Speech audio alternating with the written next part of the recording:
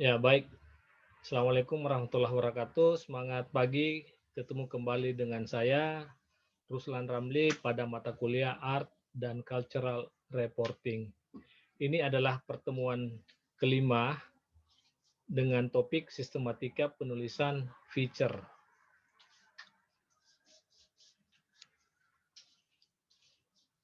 Baik, pekan lalu kita sebenarnya sudah membahas tentang feature. Nah, kita tahu bahwa feature adalah tulisan khas yang dilakukan oleh penulis, baik itu penulis lepas, terutama para reporter tentang suatu objek atau peristiwa yang menyajikan beragam informasi dan edukasi kepada pembaca. Jadi kekhasan yang dimaksud di sini adalah perbedaan feature dengan berita. Kalau feature tidak terikat oleh waktu, kemudian lebih dinamis karena dia bisa berbunga-bunga, bisa memberikan subjektivitas dari penulis yang berbeda dengan berita. Nah, ketika berita lebih kepada apa yang terjadi, apa adanya tanpa ada opini dari penulis atau subjektivitas dari penulis. Nah, tentu feature bukan hal yang asing buat para mahasiswa komunikasi, sebab untuk mahasiswa yang sudah berada pada semester-semester akhir tentu sudah mulai terbiasa untuk menulis feature. Hanya saja di dalam prakteknya ada hal-hal penting yang harus diketahui. Setidaknya ada 4. Ada yang disebut angle, alur, konteks, dan fokus. Nah, apa itu angle? Angle di sini yang dimaksud adalah sudut pandang atau penekanan.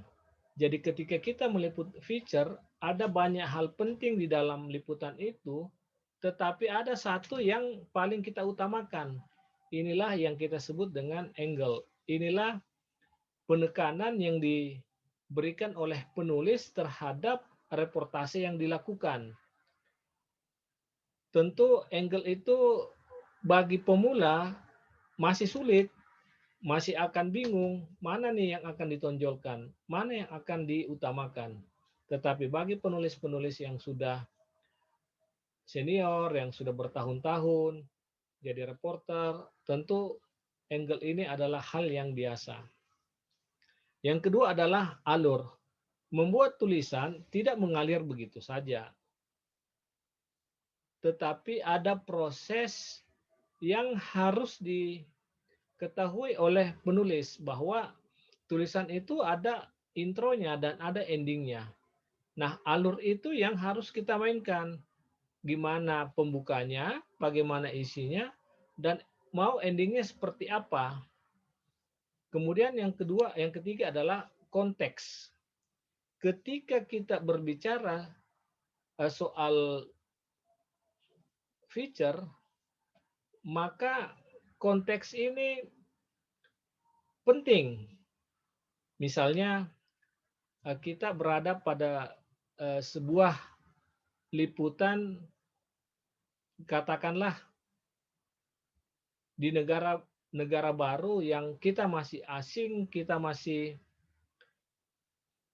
tidak familiar dengan kehidupan di sana, maka pada situasi seperti ini banyak konteks yang bisa kita angkat. Kita bisa mengaitkannya dengan konteks daerah kita, negara kita dengan konteks mereka. Misalnya bagaimana kehidupan warga di kota itu membandingkan dengan Jakarta, sehingga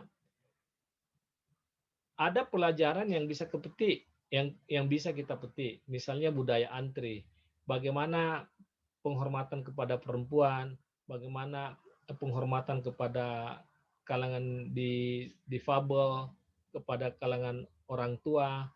Nah, bagaimana berada di atas bus. Konteks ini yang kita angkat sehingga ada komparasi antara Jakarta dan sebuah daerah. Berikutnya adalah fokus. Fokus ini terkait dengan bagaimana konsentrasi kita di dalam feature yang terarah, tidak overlap, tidak sumbang, dan berada pada track yang benar.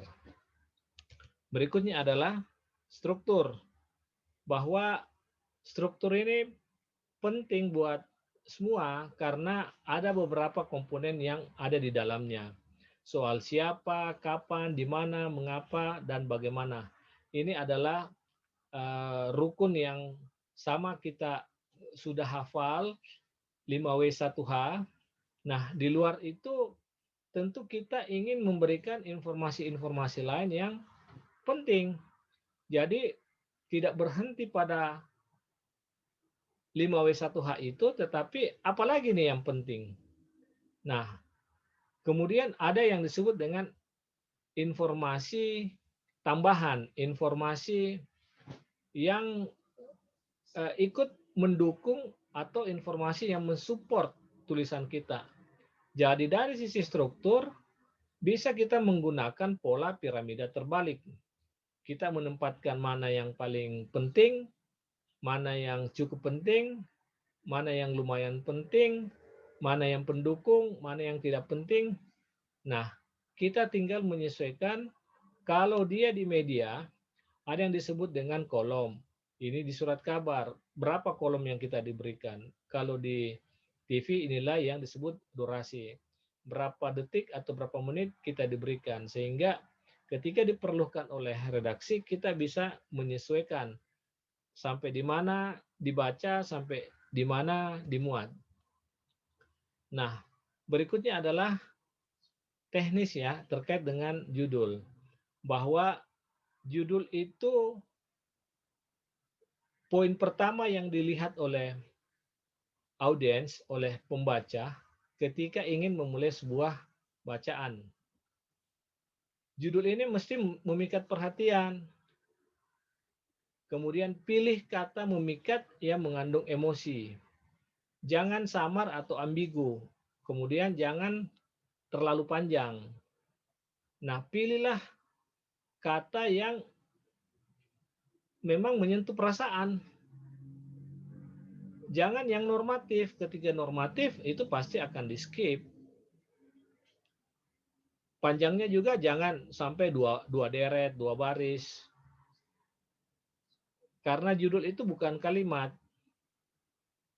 Pendek, tegas, menarik. Nah, kemudian subjek dan predikat harus ada. Jangan hanya terbawa oleh keinginan bahwa jangan sampai kalau pendek pembaca tidak memahami. Jangan sampai kalau terlalu pendek pembaca kemudian bingung. Nah, yang paling penting adalah subjek dan predikatnya harus ada. Kemudian jangan menggunakan singkatan. Apalagi singkatan-singkatan yang memang tidak familiar. Itu akan menyusahkan pembaca. Kemudian jangan menggunakan kalimat tanya, sebab kalimat tanya itu memerlukan lagi jawaban, iya, tidak, iya, tidak. Nah, pakailah kalimat-kalimat yang sederhana, tetapi kemudian menyentuh. Kemudian untuk ending, ada dua yang biasa dipakai. Karena feature tidak tergantung dengan deadline, kerangkanya bisa menentang pola piramida terbalik, bisa mengikuti piramida terbalik. Nah, redaktur tidak bisa mengubah feature dengan begitu saja memotong-motong bagian dari tulisan. Dia harus cermat.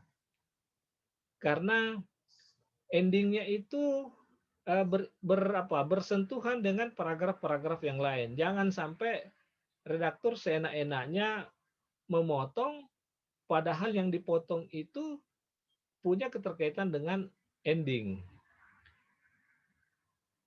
Jadi karena tidak tergantung dengan deadline, maka endingnya itu bisa di model di apa apa dikaitkan dengan satu paragraf dengan paragraf lainnya. Kemudian yang tidak kalah pentingnya adalah pemahaman kita bahwa feature itu adalah bercerita lewat tulisan. Nah, lisan yang biasa kita sampaikan ke orang itu dituangkan dalam bentuk tertulis. Nah, ini harus berkaitan dengan lead, body tulisan, bukan hanya untuk mengakhiri tulisan, tetapi penting membuat pembaca terkesan kepada pola pemikiran penulis. Penutup itu isinya ada berapa cara ya, ada yang ringkas, ada yang menyengat, ada yang klimaks, dan ada yang menggantung. Kalau ringkas, dia merangkai kembali kisah-kisah menyentuh untuk dijadikan lead yang menggugah rasa. Kemudian yang menyengat, ini yang membuat pembaca terhenyak karena di luar dugaan. Kemudian ada klimaks, dibuat karena kisah yang diceritakan sudah terangkai, sudah dianggap tidak ada yang membuat penasaran, tuntas, kemudian ada yang tanpa penyelesaian. Biasanya ini yang menggantung atau mengambang. Saya kira demikian pertemuan kita pada hari ini. Sampai ketemu pertemuan berikutnya. Terima kasih. Assalamualaikum warahmatullahi wabarakatuh.